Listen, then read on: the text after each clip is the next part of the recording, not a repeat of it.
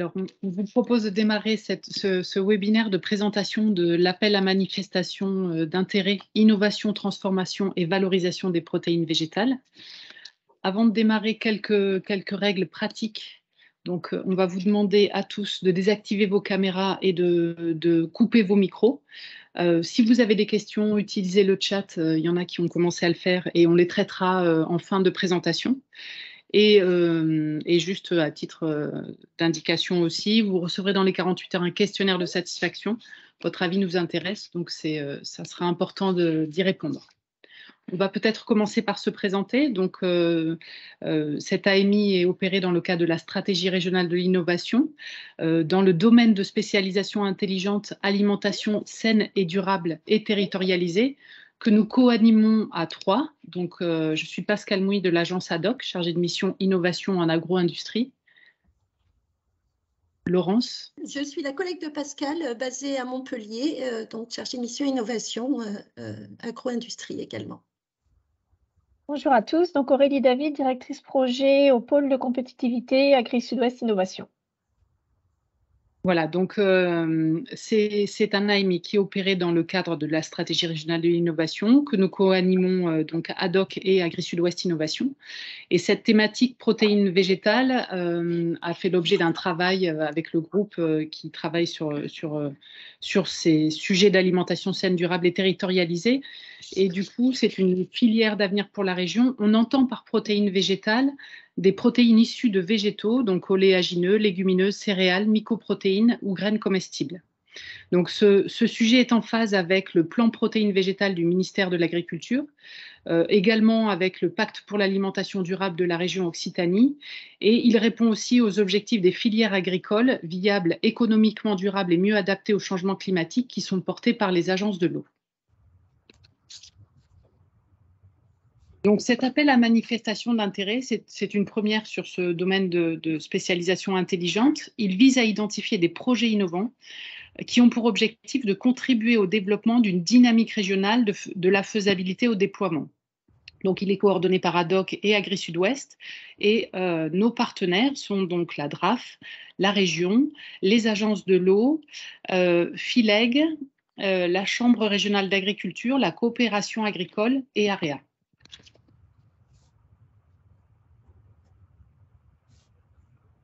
Du coup, sur les thématiques de cette AMI, alors vous comprendrez qu'on vise des usages spécifiques. S'il y a des projets sur l'amont, ça doit vraiment avoir un intérêt sur l'usage en transformation notamment. Donc la première thématique, c'est le développement de variétés innovantes, donc adaptées à ces usages spécifiques, agroalimentaires notamment. Développer des itinéraires techniques innovants qui permettent de renforcer une qualité d'usage. Les nouveaux produits à base de protéines végétales régionales, que ce soit en alimentation humaine ou en alimentation animale, ça peut aller via de la valorisation de coproduits vers tout type de secteur. Ensuite, un volet stockage et nouveaux procédés de traitement, de pré-traitement, de transformation de ces protéines végétales. Et enfin, aller plus sur l'aval, sur de nouveaux services ou de nouvelles organisations innovantes pour favoriser la production de ces légumineuses et de ces protéines végétales et une consommation de protéines locales. Voilà l'ensemble des thématiques. Les typologies de projets attendus en termes de candidature. Donc, ça peut être un acteur seul ou un consortium d'acteurs, au minimum un des partenaires domiciliés en région, puisque du coup, cette AMI est opérée dans le cadre de la stratégie régionale de l'innovation Occitanie. Donc, les acteurs peuvent être des entreprises de toute taille, ayant leur siège social ou un établissement secondaire en région pour les projets individuels. Un organisme public de recherche, d'enseignement supérieur ou de formation, ou d'autres structures type association, centre technique, GIE ou interprofession. Donc les modalités, vous avez sur le site ADOC et également Agri-Sud-Ouest un document, un formulaire de candidature ainsi que le règlement et une liste de centres techniques susceptibles d'opérer ou de recherche susceptibles d'opérer sur ces sujets-là. Donc l'idée c'est d'envoyer votre dossier complété jusqu'au 31 mars 2023. Donc je vois que c'est 31 janvier, c'est 31 mars. Voilà, donc une fois la réception de ces dossiers, il y aura une analyse et un examen des dossiers par les coordinateurs, donc Agri-Sud-Ouest et ADOC, dans le cadre du respect de la confidentialité. Et ensuite, il y aura des retours aux porteurs de projets entre le mois d'avril et le mois de mai. Les critères qui sont importants et qui permettront de retenir ou pas des dossiers, ça sera le caractère innovant, l'importance des résultats attendus en termes de valorisation, l'impact sur le secteur agricole et agroalimentaire régional, la contribution au développement durable, l'impact sur l'évolution des systèmes agricoles pour une meilleure résilience face au changement climatique et une meilleure protection de l'environnement. Donc ça, c'est sur la pertinence et sur la qualité du projet, le niveau de maturité et les compétences associées, la méthode et l'expertise qui est proposée, une notion étude de marché aussi, puisqu'on est sur de la valorisation et transformation, et la rentabilité économique.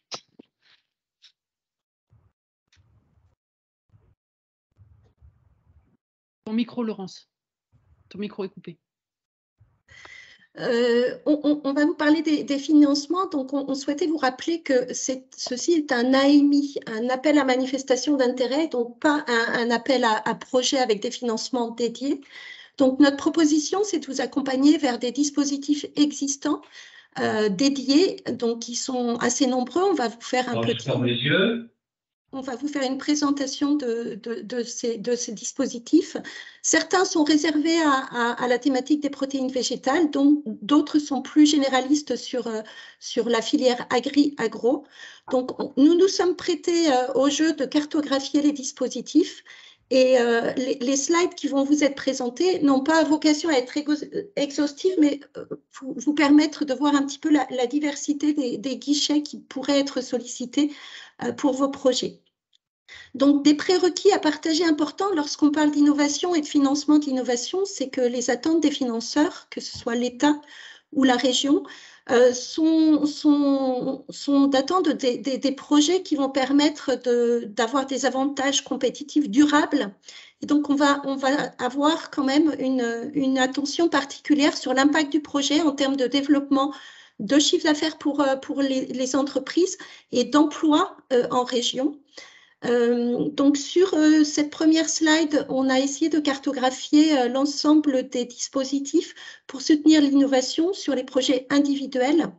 Donc, on a représenté un petit peu, on a essayé de cartographier ces dispositifs en fonction d'une échelle de TRL. Alors, le TRL, c'est les niveaux de maturité technologique du projet. Donc, depuis un TRL 1 où on est vraiment dans le concept, la recherche fondamentale, jusqu'à un TRL 9 où on est proche du marché. Donc, on introduit le produit ou les services sur le marché. Donc, vous voyez un continuum de dispositifs en termes d'assiettes de projet.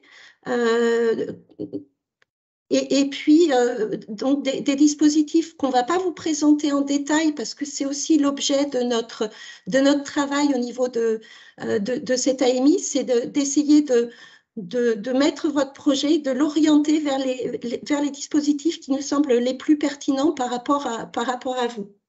Donc, sur cette slide, vous voyez également la cartographie des dispositifs sur des projets collaboratifs. Donc, collaboratif, c'est donc un consortium d'acteurs. Là encore, une grande diversité, complexité des guichets, avec des tailles de projets qui sont plus gros du fait de ce caractère collaboratif. Quelques guichets également sur des projets qu'on appelle collectifs. Donc, la collectif versus collaboratif, la notion pour nous, elle est importante. Elle sera aussi sur l'aspect partage des résultats. Dans un projet collaboratif, on a un nombre limité d'acteurs avec vraiment cette notion d'avantage compétitif durable. Sur un projet un peu plus collectif, on a au contraire la volonté d'avoir des résultats qui pourront être partagés au plus grand nombre.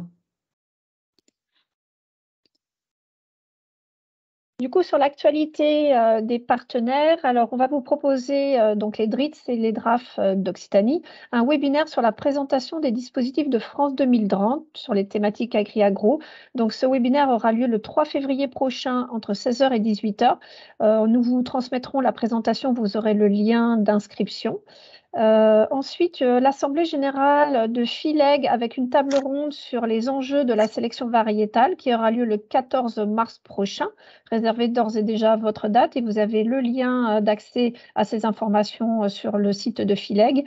Et enfin, l'organisation de 2 portes ouvertes sur le premier trimestre 2023 avec l'UMR YAT, alors c'est pas YOT, hein, c'est YAT, qui est à Montpellier, et le CTCPA à Auch. Alors j'ajouterai aussi l'actualité d'Agri Sud-Ouest Innovation avec le lancement du programme Sol Novo, alors qui est plus amont sur la régénération des sols, mais qui a un intérêt en termes d'intégration de légumineuses, notamment dans les rotations de culture. Donc, ça aura lieu le 26 janvier prochain à Bordeaux et vous avez toutes les informations sur le site d'Agri Sud-Ouest.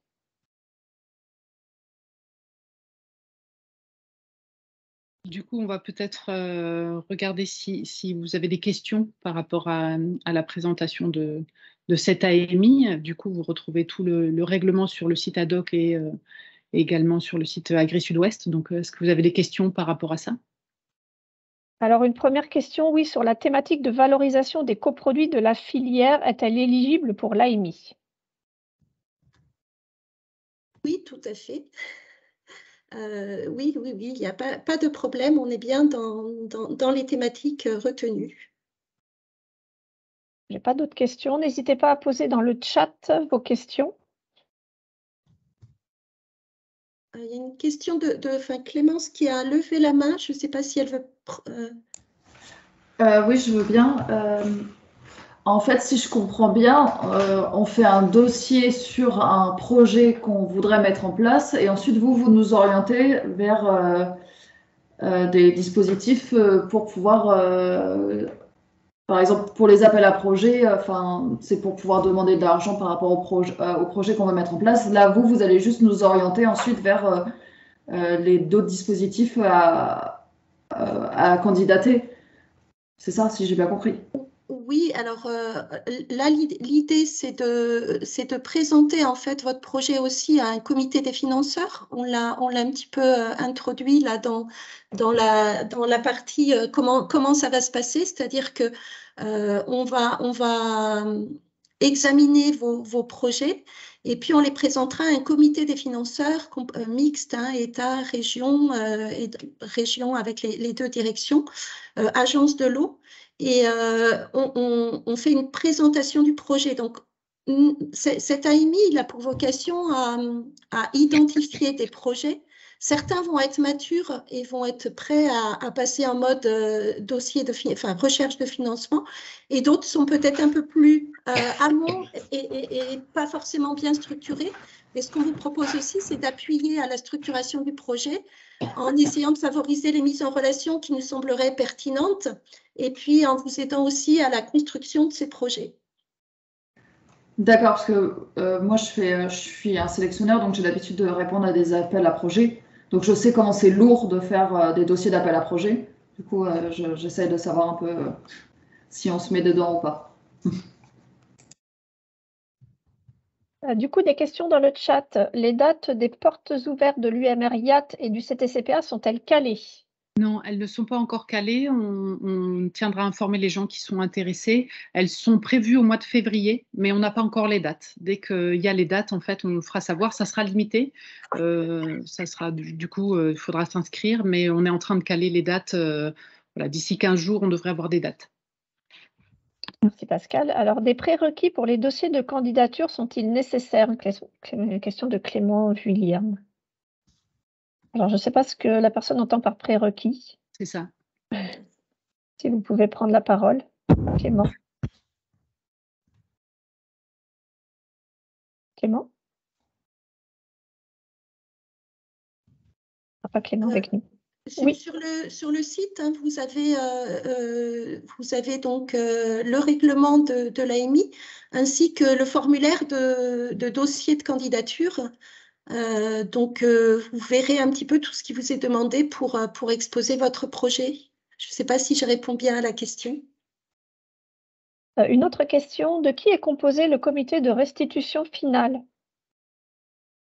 Alors, le comité de restitution finale sera effectué du coup devant un comité mixte de financeurs et des partenaires, donc les financeurs qu'on a évoqués tout à l'heure, donc la DRAF, la région, les agences de l'eau, et également FILEG, l'AREA, la coopération agricole, la Chambre régionale de l'agriculture.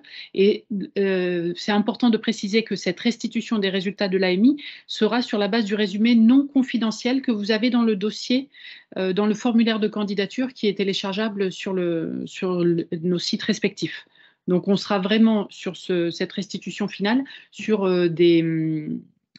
du coup, un respect de la confidentialité. On ne rentrera pas dans le détail des dossiers. Voilà. Au moment de remplir votre dossier, vous avez un résumé non confidentiel et c'est ce résumé-là qui sera partagé. Pascal, Laurence, une question pour toi. Je n'ai pas bien compris la différence entre projet collaboratif et projet collectif en lien avec les différents appels à projets. Alors, j'ai introduit cette notion de projet collectif, notamment par rapport à des projets qui existent au niveau de la direction de la direction de l'agriculture à la région, où un certain nombre de ces projets sur des appels à projets expérimentation, etc., sont plutôt un mode collectif, ont pour vocation à avoir des résultats qui sont partagés à l'ensemble de la filière.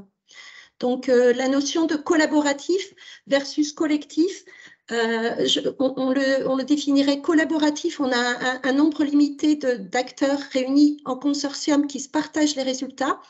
Et le projet collectif est beaucoup plus résultats ouverts à partager à l'ensemble de la filière. Merci Laurence. Une autre question de Mathieu Rigal. Bonjour, est-ce que vous aidez dans la recherche de partenaires adéquats dans un projet collaboratif ou collectif? Oui, tout à fait. Ça fait partie de ce qu'on vous propose de faire sur l'analyse de vos projets. On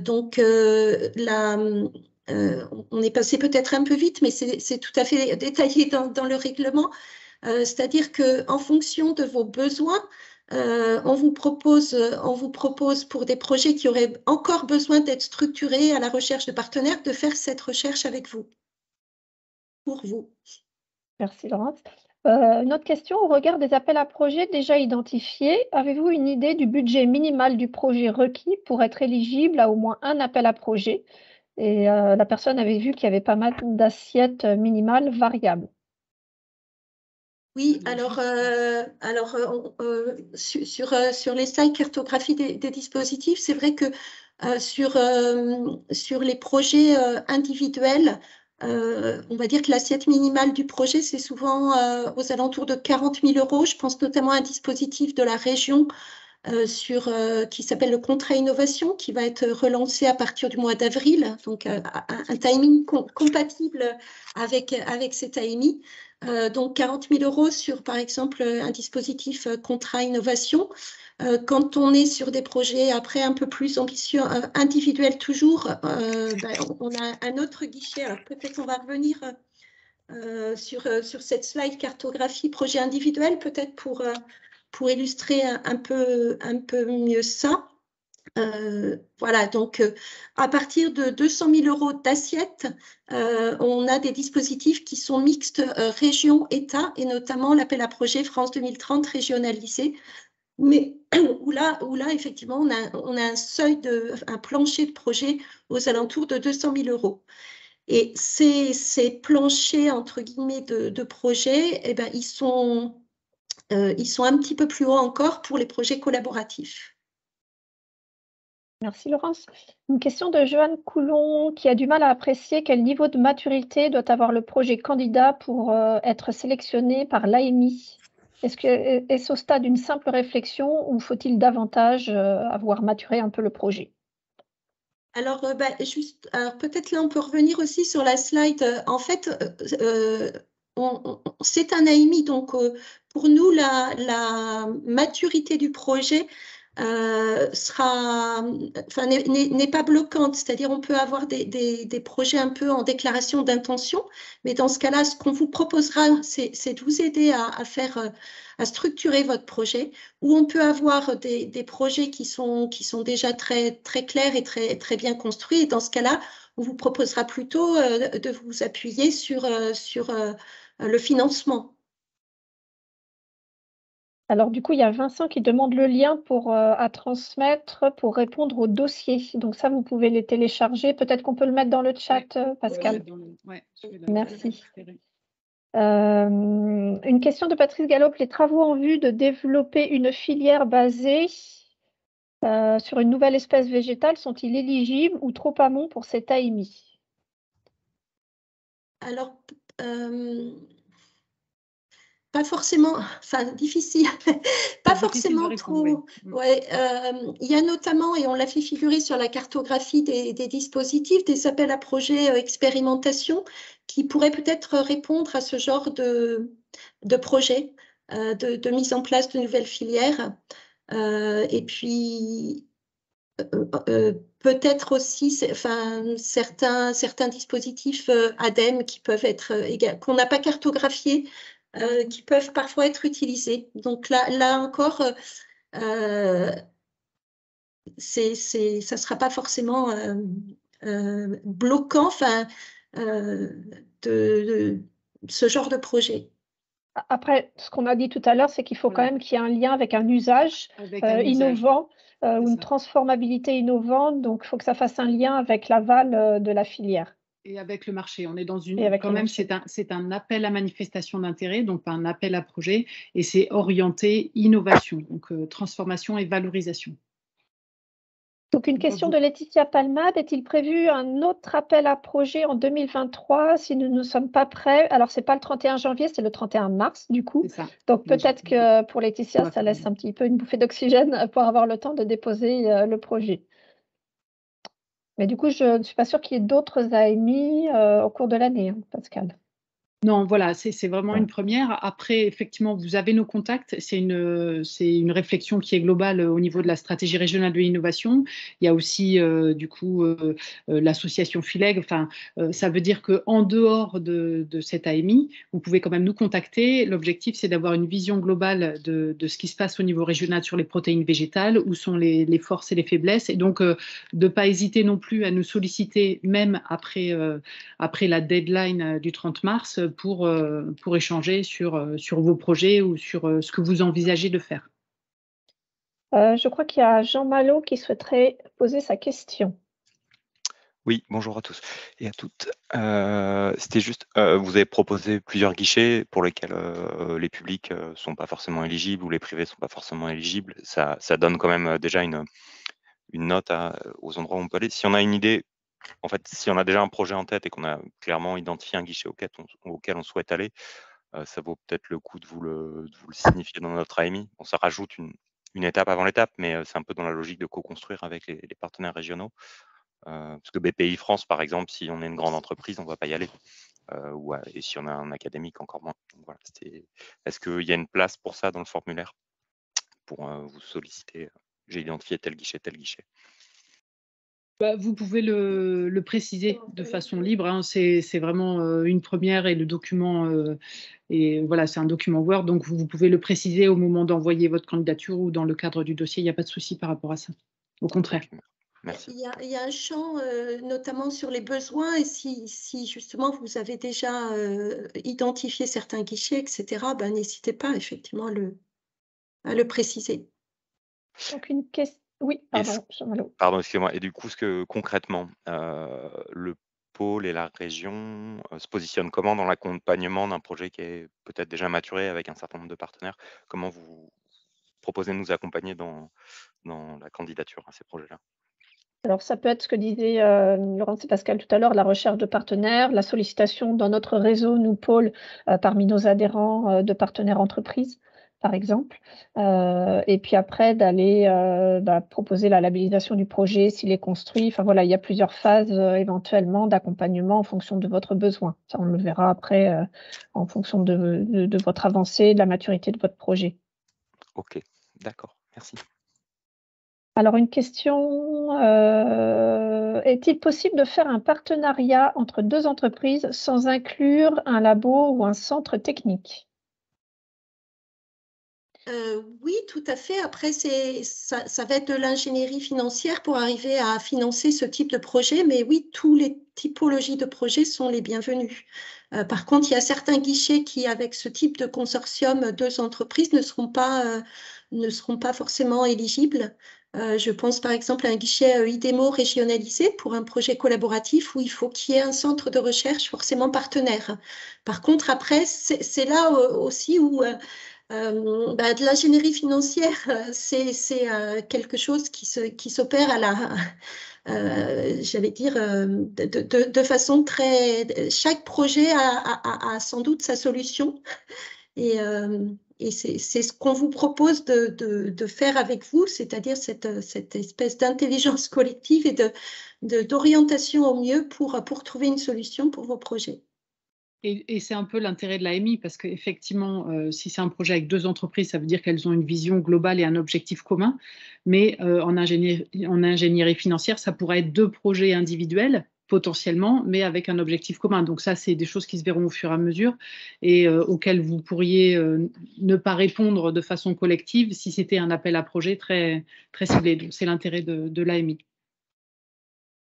Une question sur les dossiers présentés en AMI. Est-ce qu'il y aura des recommandations, des commentaires sur la maturité, la pertinence ou pas du projet? Alors, effectivement, dans le règlement, c'est un petit peu détaillé, le retour individualisé au porteur. Donc, en fonction des projets. Donc, si c'est un projet non retenu, il y aura un retour individuel fait au candidat sur les points forts et points faibles. Si c'est un projet à consolider, donc il y aura proposition d'une offre d'accompagnement par les membres du comité des partenaires avec recherche de partenaires, de compétences ou structuration de projet. Et si c'est un projet mature, effectivement, il y aura un retour pour la recherche de financement avec une proposition d'offre d'accompagnement à la recherche de financement. Donc il y a vraiment ces 3 niveaux, c'est un petit peu détaillé dans le règlement. Et l'objectif, c'est de vous faire des retours donc à l'issue entre avril et mai. Les adhérents FILEG auront-ils accès aux résultats de la délibération du projet? Alors, je ne sais pas s'il faut comprendre que en fait, tous les lauréats seront, il y a quand même une confidentialité à respecter pour chacun des projets. Alors, est-ce que c'est un projet déposé par un adhérent FILEG et lui aura la délibération, bien évidemment, mais il n'y aura pas forcément une diffusion large, je ne sais pas. Non, on l'a dit, Pascal l'a dit tout à l'heure, hein, la restitution devant nos partenaires, c'est une restitution sur, on va dire, la masse critique de réponse à l'AMI, les thématiques particulières, et puis la diffusion du résumé non confidentiel. Et enfin, il y a rien de. Le partenaire FILEG peut vous faire un retour, du coup, en tant qu'adhérent. Un retour sur la base des résumés non confidentiels. Oui, c'est des sujets qu'il faudra bien aborder pour respecter la confidentialité. Y a-t-il une limitation, alors propriété intellectuelle, diffusion d'informations, etc., des livrables type attendus et budget min-max? Alors, je ne sais pas si Mathieu, vous pouvez prendre la parole pour un petit peu préciser votre question. Oui, bonjour. Bien sûr que. J'ai un peu l'habitude des appels à projets ou de ce genre de choses. Je voulais savoir si directement dans cette AMI, vous imposiez une certaine limitation pour par exemple des petits appels ou des très gros. Je pense à une organisation de filière qui va être plutôt dans une organisation type H2020 avec des gros budgets. En gros, est-ce qu'il y avait déjà une limitation en termes de budget pour déposer un projet, enfin un pré-projet? Et après, voilà, dans les limitations, est-ce qu'il y avait nécessairement besoin de diffusion? Vous avez répondu en partie à la question avec les projets qui sont plutôt collaboratifs, qui sont orientés vers l'industrie, mais est-ce qu'il y a toujours un besoin de diffusion publique, vu que c'est des guichets publics, ou est-ce qu'on peut arriver à mettre en place une certaine protection intellectuelle pour justement valoriser la compétitivité industrielle qu'il y aura derrière? Alors, on est dans une logique d'innovation. Je te laisse. Oui, bien sûr. C'est pour ça aussi qu'on introduit ces trois typologies de projets.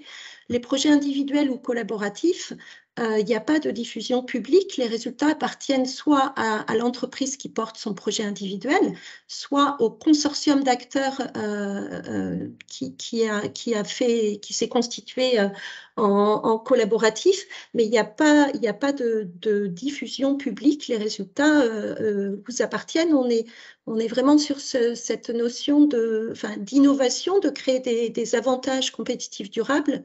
Donc, il n'y a pas nécessairement partage des résultats. Et après, ça va être dans le cadre du financier potentiel que vous obtiendrez, où là, en accord avec le financeur qui va vous financer, effectivement, si c'est du collaboratif, il y a un accord de consortium et chacun précise ce qu'il amène, le partage de la propriété intellectuelle, les conditions, enfin, un petit peu des critères habituels dans un projet d'innovation. Et vous pouvez nous accompagner sur cette structuration, enfin sur ce côté collaboratif et recherche de partenariat, parce que je sais que c'est assez lourd à mettre en œuvre. Est-ce que l'ADEME ou Agri-Sud-Ouest Innovation peut servir d'intermédiaire ou en tout cas de facilitateur dans la création de ce genre de consortium? Oui, c'est l'objectif de cette AMI. ADOC et Agri-Sud-Ouest, c'est ce qu'on se propose de faire avec vous. D'accord. Je vous remercie. Avec plaisir. Donc une question, une coopérative peut-elle être identifiée comme un partenaire et être mise en relation? Bien sûr. Oui, bien sûr, Oui, identifié comme partenaire.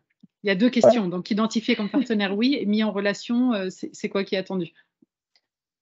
Du coup, peut-être que si des coopératives n'ont pas forcément un projet, alors moi, comment je comprends la question, n'ont pas forcément un projet, mais sont intéressées pour intégrer un collectif, qu'elles nous informent, ADOC et Agri Sud-Ouest en amont, parce que s'il y a des demandes de partenariat, on pourra les mettre en lien. J'ai compris la question comme ça. L'AMI permet l'ouverture vers un réseau d'aide au financement autre que public, banque d'investissement, business angel.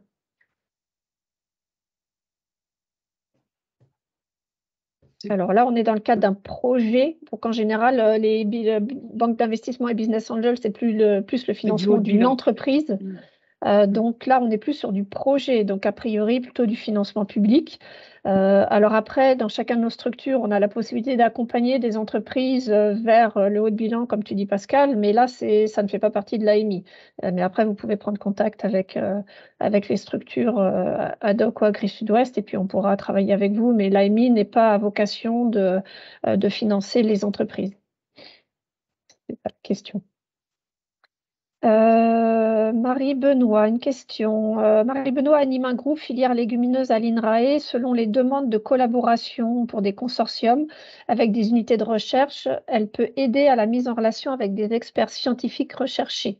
Elle peut aussi transférer les demandes à ses collègues qui animent les oléagineux et autres productions. Donc Marie-Benoît a mis, bonjour Marie-Benoît, a mis ses coordonnées en lien. Donc s'il y a des besoins de partenariat, n'hésitez pas à la contacter. Alors, il y a Antoine Lépine qui souligne que le dossier de l'AMI est compressé en point 7Z et impossible de l'ouvrir de son côté. Il faudrait le renvoyer en point zip, si on peut se noter ça. Oui. Alors, on a eu 1 ou 2 retours seulement, mais on pourra le renvoyer, il n'y a pas de souci. Peut-on déposer plusieurs dossiers, un dossier spécifique pour une entreprise et un second plus large pour une organisation de filière, par exemple? Oui, on n'est pas limité, c'est un appel à manifestation d'intérêt, donc oui, on peut répondre sur plusieurs typologies de projets. Ok, et après, il y a des mises en relation qui sont directement dans le chat. Voilà, il n'y a pas d'autres questions. Est-ce que on a fait le tour? Je vois qu'il y a des mains levées, mais elles n'ont peut-être pas été baissées. Tout simplement. Oui, Jean Malou. Pas d'autres questions?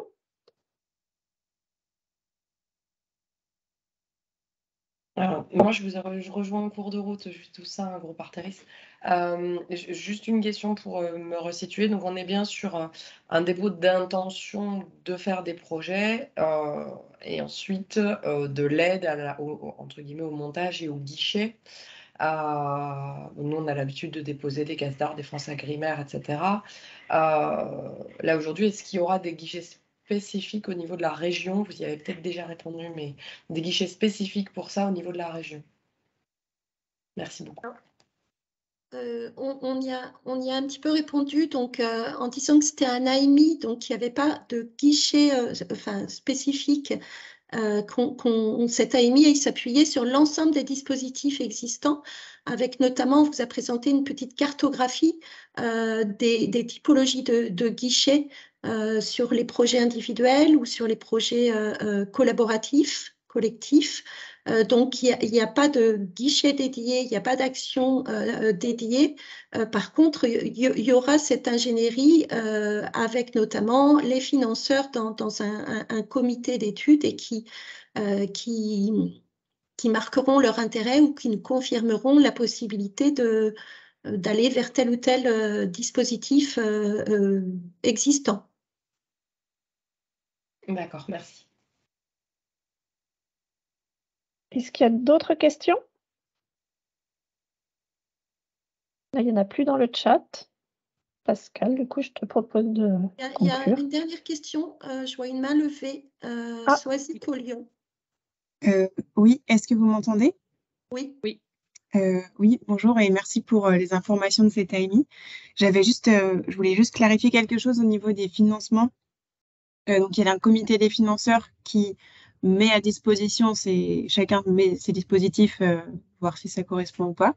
Mais l'accompagnement que vous proposez aux lauréats ou pas, cet accompagnement, c'est les porteurs de projets qui doivent le financer. Enfin, j'imagine qu'il n'est pas gratuit. La mise en relation et la partie aide à la structuration de projet. Et du coup, est-ce que c'est les porteurs de projets qui payent le service ou est-ce qu'il est financé par ou cofinancé par, je ne sais pas, par exemple la région, puisque c'est dans le cadre de la stratégie régionale ou pas. Enfin, juste ce point-là, c'était pas très clair pour moi. Alors effectivement, l'accompagnement est fait dans le cadre de la stratégie régionale de l'innovation, donc c'est collectif et il n'y aura pas de coût pour vous dans le cadre de cet AMI. Alors, moi, je précise quand même qu'Agri Sud-Ouest, nous, on est mandaté pour accompagner nos adhérents, donc il faudra que la structure adhère à l'association. Dans nos statuts, en fait, on ne peut accompagner que nos adhérents.